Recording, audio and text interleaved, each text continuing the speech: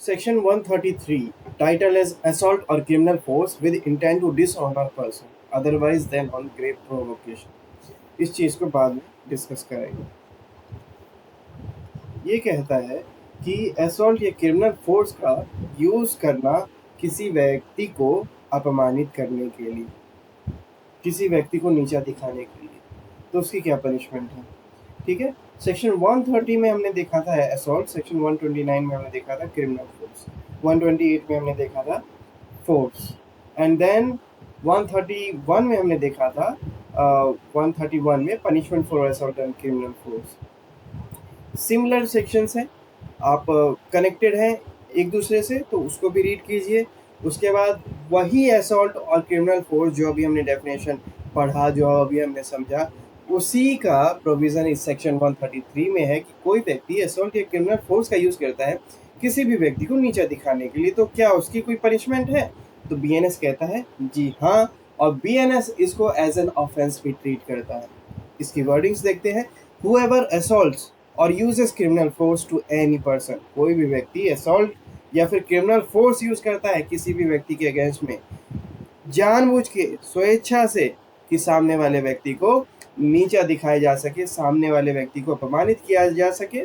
ठीक है, तो वैसी परिस्थिति में वो जो व्यक्ति है जो ऐसा कार्य करेगा, उसको पनिशमेंट कितनी मिल सकती है, 2 साल तक की कारावास की, इम्प्रिजनमेंट अप टू 2 years सबसे पहला।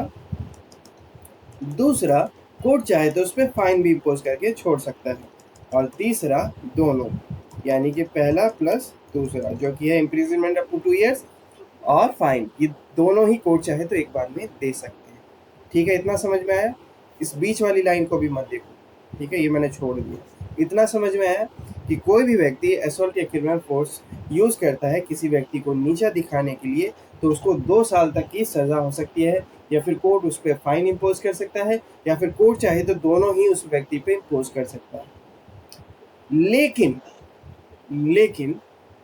ये जो एक्ट उसने किया है वो प्रोवोकेशन के कारण ना किया हो, यानी कि सामने वाले व्यक्ति ने उसे मजबूर ना किया हो ऐसा करने के लिए, तब ये ऐसा ट्रीट होगा। अगर सामने वाला व्यक्ति प्रोवोक करता है, तब ये पनिशमेंट इस व्यक्ति को नहीं मिलेगी।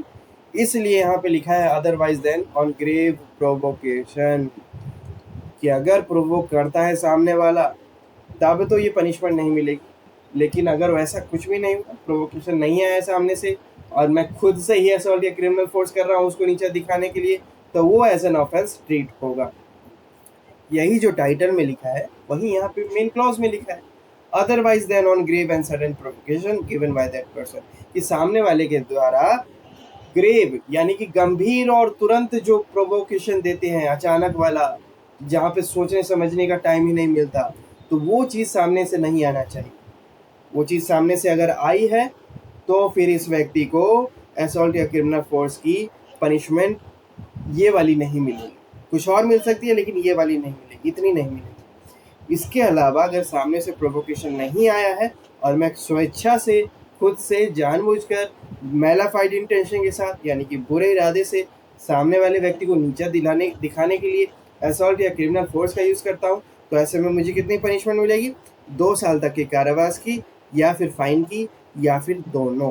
This is what section 133 is trying to say. इसको रीड आउट करके क्लोजर दे दिया। What section 133 says, assault or criminal force with intent to dishonor person otherwise than on grave provocation. Whoever assaults or uses criminal force to any person intending thereby to dishonor that person otherwise than on grave and sudden provocation given by that person shall be punished with imprisonment of either description for a term which may extend to 2 years or with fine or with both. With this, we have successfully completed section 133 of the Bharatiya Nyaya Samhita. We will discuss the next section in next video. Till then, have a good time. Bye bye and thank you.